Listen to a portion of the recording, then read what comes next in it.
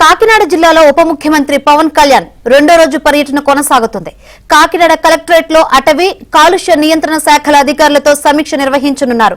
Deputy సీఎంగా ప్రమాణం చేసిన తర్వాత పవన్ వరుస సమీక్షలు నిర్వహిస్తూ ఆయా శాఖల తాజా పరిస్థితిని అధ్యయనం చేస్తున్నారు. ఈ నేపథ్యంలో ఇవాళ కూడా పీఆర్, అటవీ, కాలుష్య నియంత్రణ శాఖల ఉన్నతాధికారులతో పలు అంశాలపై పవన్ చర్చిస్తున్నారు. ముఖ్యంగా రాష్ట్రంలో అటవీ శాఖ విస్తీర్ణత, అడవులను కాపాడుకునే అంశాలపై డిప్యూటీ సీఎం అధికారులతో మాట్లాడుతున్నారు.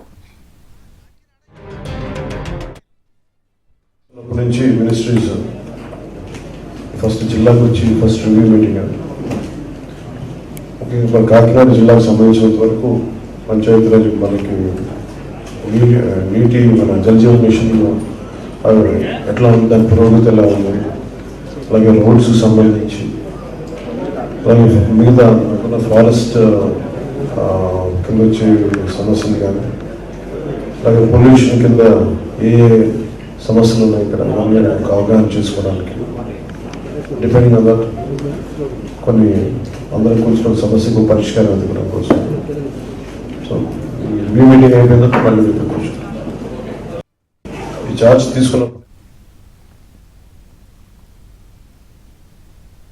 కాకినాడ జిల్లాలో పవన్ కళ్యాణ్ రెండో రోజు పర్యటన కొనసాగుతుంది. కాకినాడ కలెక్టరేట్ లో అటవీ కాలుష్య నియంత్రణ శాఖల అధికారులతో వరుస సమీక్షలు నిర్వహిస్తున్నారు. ఇక ఈ సమీక్షలకు సంబంధించి మరిన్ని వివరాలు అందించేందుకు మా ప్రతినిధి అప్పారావు సిద్ధంగా ఉన్నారు. అప్పారావు, శంకరి, కాకినాడ జిల్లాలో డిప్యూటీ సీఎం పవన్ కళ్యాణ్ రెండో రోజు పర్యటన కొనసాగుతోంది. ప్రస్తుతం కాకినాడ కలెక్టరేట్లో ఉమ్మడి జిల్లా వ్యాప్తంగా సంబంధించి పంచాయతీరాజ్, అటవీ, పర్యావరణ, కాలుష్య నియంత్రణ మండలి అధికారులతో పవన్ సమీక్ష జరుగుతున్నారు. ప్రధానంగా ఈ సమీక్షలో గత వైసీపీ ప్రభుత్వానికి సంబంధించి అనేక అక్రమాలు ఒక్కొక్కటిగా వెలుగు చూస్తున్నాయని చెప్పొచ్చు. ప్రధానంగా కాకినాడ సిటీలో ఏదైతే సముద్ర తీరాన్ని ఆనుకొని దాదాపు 100 ఎకరాల మడ అడవులు ఉన్నాయి. అయితే ఈ పేదల ఇళ్ల స్థలాల ముసుగులో కాకినాడ గత ఎమ్మెల్యే ద్వారంపూడి చంద్రశేఖర్ రెడ్డి అడ్డగోలుగా మాటాడువులు నరికించేశారు. దీని మీద ఇప్పటికే ఎన్జీటీ కూడా కేసు నమోదై దీని మీద ప్రస్తుత విచారణ జరుగుతుంది. అయితే అనుమతులు లేకుండా మాటాడువులు నరికేయడంతో పాటు దాదాపు 50 కోట్ల వరకు ప్రభుత్వ నిధులు ఇక్కడ వెచ్చించి చదును ఇవన్నీ చేశారు. ఈ నేపథ్యంలో బాధ్యతారాహిత్యంగా అధికారులు కూడా వ్యవహరించారు అనే సబ్జెక్ట్ మీద కూడా ప్రస్తుతం పవన్ లోతుగా సమీక్షిస్తున్నారు. అదేవిధంగా అదే అటవీ శాఖకు సంబంధించి నిన్న ఏదైతే చిత్తూరు జిల్లా సంబంధించి శేషాచలం అడవుల నుంచి ఎర్రచందనం దొంగలు నేపాల్ వరకు వెళ్ళిపోయాయని, ఆంధ్రప్రదేశ్ చెక్ పోస్టుల్లో పూర్తిగా వ్యవస్థలు నిర్వీర్యమైపోయి పెద్దిరెడ్డి, మిథున్ రెడ్డి తాలూకా ఎగుమతులన్నీ కూడా ఎర్రచందనం ఎగుమతులు అడ్డగోలుగా జరిగిపోయాయని, ఇక్కడ పోలీసులు పట్టుకోకపోయినా అక్కడ నేపాల్లో పోలీసులు పట్టుకున్నాయని కూడా నిన్న ప్రస్తావించారు. అదేవిధంగా ఈ జిల్లాలో సంబంధించి అటవీ శాఖకు సంబంధించి ప్రధానంగా రౌతులపూడి సరిహద్దుల్లో లాటరైట్ నిర్వహణను కడపలో భారతీయ సిమెంట్కి నేరుగా ఇక్కడి నుంచే లాటరైట్ తరలి వెళ్ళింది.